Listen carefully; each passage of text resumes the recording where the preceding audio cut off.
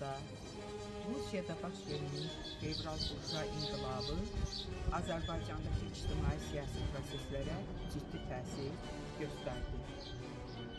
İnqilabdan az sonra Rusiyada yaranmış müvəqqəti hökumətin Cənubi Qafqazda yaratdığı mülki hakimiyyət orqanı Xüsusi Zaqafqaziya Komitəsi və yaxud Cənubi Qafqaz Komitəsi adlanır.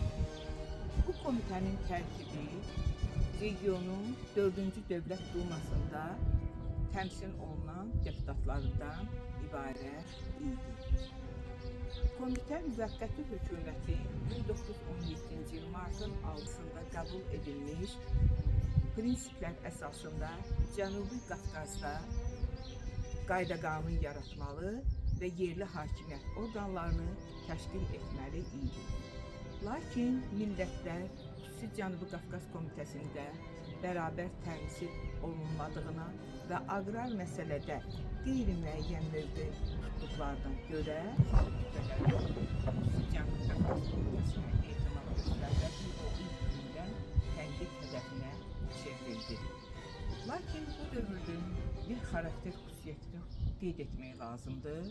Müvəqqəti hökumətin yerli hakimiyyət orqanları ilə yanaşı ölkədə sovetlər də fəaliyyətini davam etdirirdi. Və bu dövrdə demək lazımdır ki, cəmiyyətin bəzi qüvvələri həm müvəqqəti hökumətə, həm də onun yerli hakimiyyət orqanlarına müəyyən qədər etimad göstərirdi. Cəmiyyətdə sabitliyin saxlanılmasına kömək edən amillərdən biri də sovetlərdə üstünlük təşkil edən bolşeviklərin sovetləri hələlik tamamilə bolşevikləşdirməməsi siyasəti idi.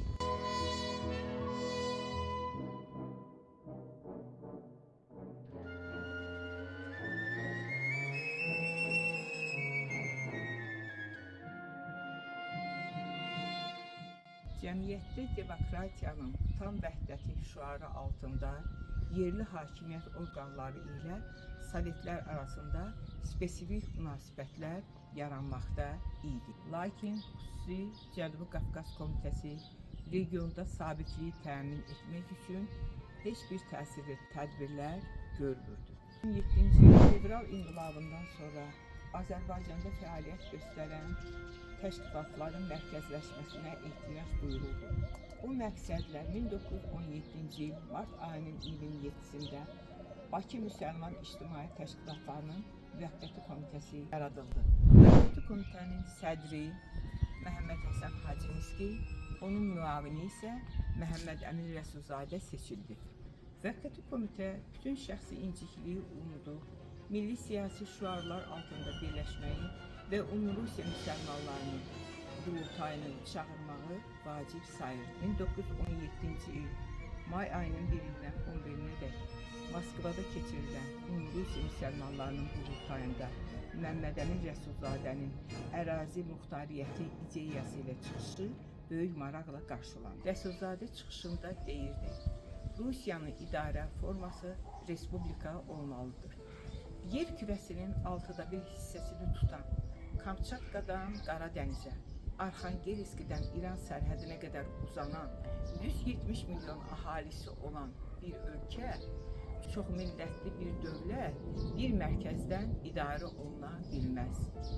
Ona görə də Rusiya dövlətinin idarə forması federasiya olmalıdır. Bu hadisədə bir qədər əvvəl 1917-ci ilin aprelində Bakıda Qafqaz müsəlmanlarının birinci qurultayında Müsavat Partiyasının rəhbəri Rəsulzadə ilə Türk Ədəmi Mərkəziyyət Partiyasının rəhbəri Nəsib bəy Yusufbəyli görüşdü və bu görüşdə onlar bu iki partiyanın birləşməsi qərarına gəldilər.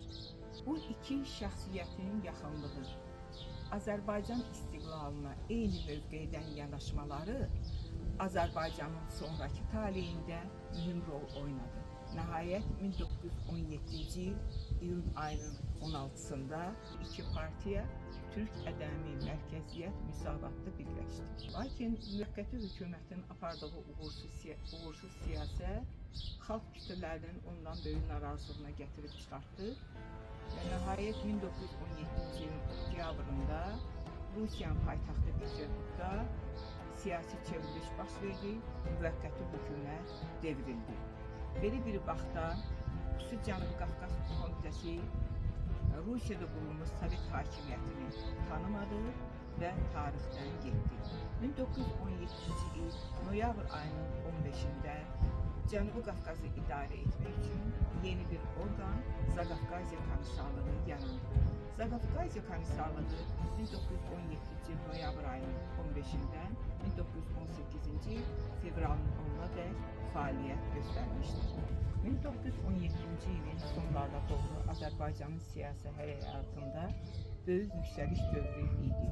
Bu dövrdə milli hərəkatda üç cərəyan özünü açıq-aydın göstərirdi. Bunlar milli demokratlar, sosialistlər və İslamçılar idi. Milli demokratlar Azərbaycanın inkişafını milli dövlətçilikdə görürdülər. 1918-ci il fevralın 10-da Qafqazın idarə edilməsində yeni bir dəyişiklik baş verdi. Zaqafqaziya Komissarlığının fəaliyyətinə son qoyuldu və Cənubi Qafqazı idarə etmək üçün Zaqafqaziya Seymi yaradıldı. Azərbaycan fraksiyası Seymdə 44 millət vəkili ilə təmsil olunmuşdu. Azərbaycan siyasətçiləri Seymin fəaliyyəti dövründə də Zaqafqaziyanın müstəqilliyi uğrunda mübarizəni davam etdirirdi. Lakin 1918-ci il mart ayının 30-da aprel ayının 2-sinə də Bakıda baş verən soyqırım hadisələri vəziyyəti yenidən gərginləşdirdi. Həmin dövrdə minlərlə Azərbaycanlı qadın, uşaq, körpə, qocanın qəddarcasına qətlə yetirilməsi, ermənilərin xəyanəti, törətdikləri vəhşiliklər bütün ölkəni lərzəyə gətirdi. Bu dövrdə bu hadisələr haqqında məlumatlar Tiflisə yalnız 1918-ci il aprelin 2-sində çatdı. Lakin Seymin Gürcü və erməni nümayəndələrinin hadisəyə laqeyd münasibəti Azərbaycan nümayəndələrinin böyük narazılığına səbəb oldu. Seymdə vəziyyəti gərginləşdirən ikinci hadisə isə 1918-ci il mart ayının 3-də Rusiya ilə Almaniya arasında Brest-Litovskda separat sülh müqaviləsinin bağlanması idi. Həmin müqaviləyə görə 1878-ci ildə San Stefano sülh müqaviləsi ilə Rusiyaya verilmiş Qars, Batum, Ərdahan əraziləri yenidən Osmanlı dövlətinə qaytarıldı.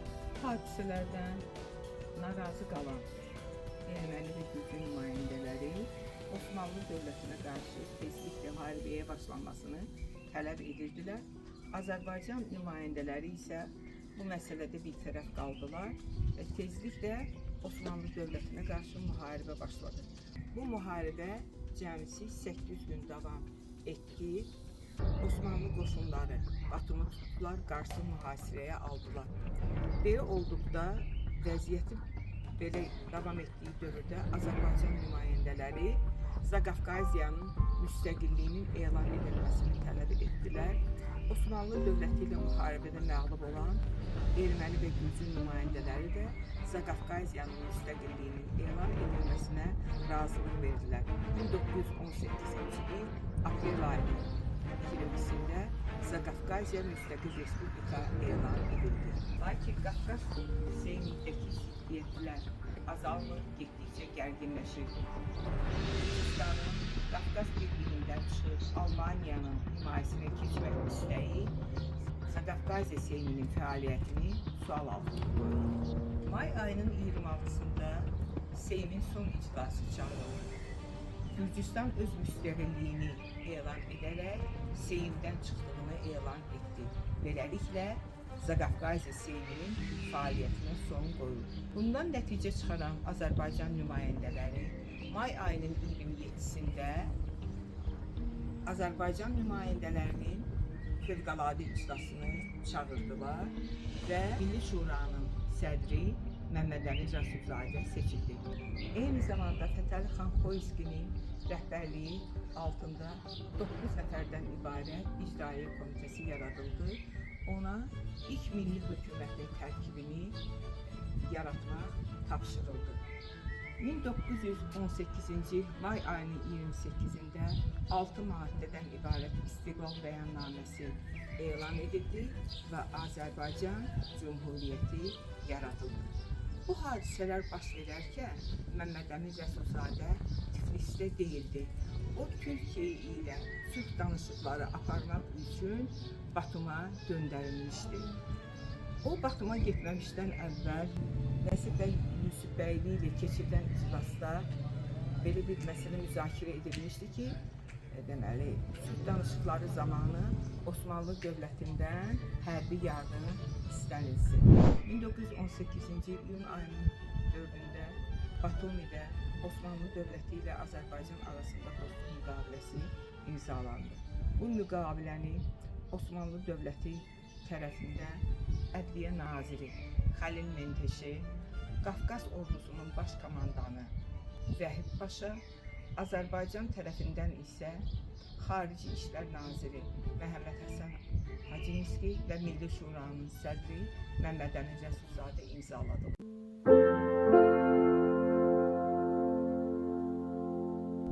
Rəsulzadə cənabları kürsüyə xitabətə çıxaraq xalqın alqışları altında bir nütq irad edərək cəmaatı milli böyük bayram və bəxtiyarlıq ilə təbrik etdi.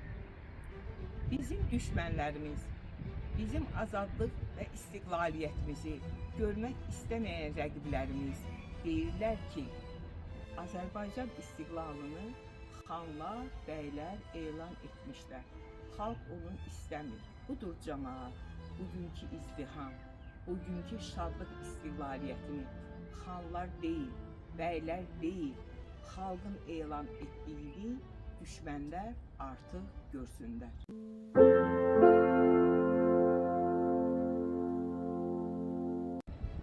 Azərbaycan Xalq Cümhuriyyəti Müsavat Məmməd Əmin Rəsulzadənin Ramana kəndi ilə bağlılığı haqqında çoxlu maraqlı faktlar mövcuddur. Türk Ədəmi Mərkəziyyət Firqəsi Müsavatın Ramana şöbəsinin təşəbbüsü ilə Ramana qalası ətrafında İstiqlaliyyət bayramı təntənəli surətdə qeyd edilir. Ulu babalarımızdan bizə yadigar qalan 3 metrə qalınlığında, 25 metrə yüksəkliyində daş divar, 2 metrə qalınlığında, 6 metrə yüksəkliyində 4 tərəfdən daş səngərə malik, neçə əsrlərdən bəri sağlam vücudu ilə ruzigarın şiddətinə tabavər olan və bugün 28 mayda öz sənubər qəddi ilə aşiqlərini hüccəcvar təvafa məcbur edən Ramana qalası, başı üzərində saxladığı milli Azərbaycan bayraqları ilə İstiqlal bayramını təbrik və gələnləri salamlayırdı. Rəngarəng xalılarla, cürbəcür güllər və göyərtilərlə vücudu bəzənmiş olan bu vətən ərusinin, başındakı elektrik qüvvəsi ilə münəvvər olan hilal və 8 guşəli ulduz paytaxtımızdan və ətraf kəndlərdən ona tamaşa edənlərə şairlərin sərv ağacı kimi özünü göstərirdi. Həmin gün onun ətrafına cəm olub şadlıq edənlərə bu qala zəban hali ilə deyirdi: Ey vaxtilə bir çox mənim kimi yüksək qalalar yapan və ey keçmişdə öz cəsarəti, mərdanəliyi sayəsində qılınc gücü ilə bir çox imperatorları, xaqanları zir himayəsinə alan ulu türk əhvadı daha bəsdir. Yetər bu qədər qəflət etdiniz, bugündən belə ittihad, ittifaq edib öz istiqlaliyyətinizi müdafiə etməyə hazır olun. Neçə illərdən bəri öz hüququ yolunda ömrünü müharibə ilə keçirən və bugünəcən mərdanə surətdə zalimlarla çarpışan böyük türk qardaşlarınıza baxıb onlardan ibrət götürün və unutmayınız ki, məni, sizləri bugünkü bayrama nail edən həmin qardaşlarınız olub.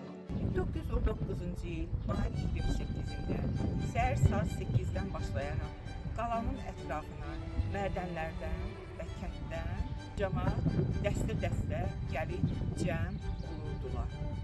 Gələnlərə çay verilir, güllər və alma paylanır. Saat 10 radələrində illərlə fəhli və kəndlərdən ibarət cəmaət huzuruna çaldırıb bayram edirdilər. Bakıdan və ətrafdan çağırılmış natiqlər isə cəmaatın qarşısında gözəl nitqlər söyləyib dəfələrlə alqışlanırdılar. Gündüz saat 2 radələrində fotoqrafçı çağırıb qalanın və orada iştirak edənlərin surətləri alındı. Axşam saat 6 radələrində sevgili millət xadimimiz Rəsulzadə Əfəndi, Poçt və Teleqraf Naziri Xudadət bəy Məlik Aslanov Həzrətləri, müsavatın yaradıcılarından biri olan Abbasqulu Kazımzadə cənabları bir neçə nəfər yoldaşlarla birlikdə təbrikə təşrif buyurdu. Qonaqlarımız məclisi idarə edən Mirdamət Məmmədzadə, ikinci Pristavı Avalov, onun muavini Qulan bəy, Ramana kəndinin yüzbaşçısı Abutalib Rəsulzadə, Müsavat Ramana şöbəsinin sədri Məşədi Şükür Balayev və katibi Böyüyağı Vəlizadə cənabları və bir çox fəhlə kəndi ağsaqqalları tərəfindən qarşılandı. Rəsulzadə Əfəndi məktəbli uşaqlara bir neçə kəlmə söz deyib, cəmaətin gürültülü alqışları altında məclisə təşrif gətirdi. Daha sonra Məhəmməd Əmin Əfəndi cəmaata xitaben gözəl bir nitq deyib dəfələrlə alqışlandı. Onun ardınca Xudadət bəy Məlik Əslanov Həzrətləri, Abbasqulu Kazımzadə və Əli Yeganov da nitq söylədilər. Poçt və Teleqraf Naziri Xudadət bəy Məlik Əslanov tədbirdə iştirak edən fərqli uşaqlar üçün 525 manat verib, məclisin idarə edənə tapşırdı ki, uşaqlara paylasın. Cəmaətin gürültülü alqışları altında möhtərəm qonaqlar məclisi tərk edib təşrif apardılar. Rəsulzadənin Ramana kəndinə gəldiyini eşidən fəhlələr dəstə-dəstə gəlib möhtərəm natiqin səsini eşitmək və görmək istəyirdilər. Lakin çox təəssüflər olsun ki, onlar çox gec xəbər tutmuşdular. Əhalinin istəyi ilə məclisi idarə edən sədr musiqiçilər dəstəsi gətirdi və gecə saat 2-yə qədər cəmaət şadyanalıq etdilər və burada 3000-dən ziyadə iyanə toplandı. Bütün bu məlumatlar Azərbaycan qəzeti Çərşənbə 11 iyun 1919-cu il 201-ci nömrəsində dərc olunmuşdur.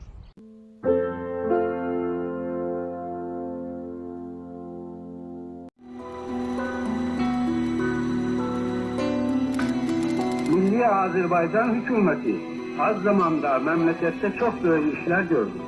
100 yıldan beri askerlikten men edilen Azerbaycan'da bir ordu yarattı. Çarlık zamanında devlet idaresine yakın bırakılmayan Azerbaycanlılardan zabıta ve emniyet kuvvetleri vücuda getirdi.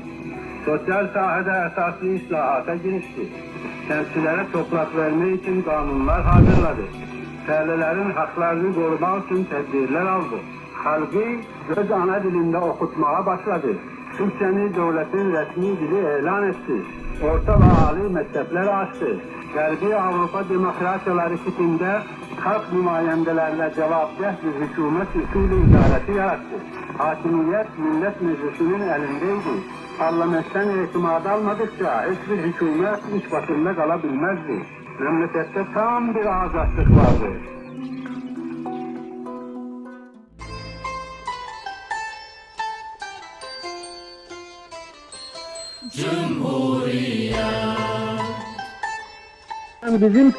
Bizimsen, durdukça bedende can, yaşa, yaşa, çok yaşa, ey şanlı Azerbaycan.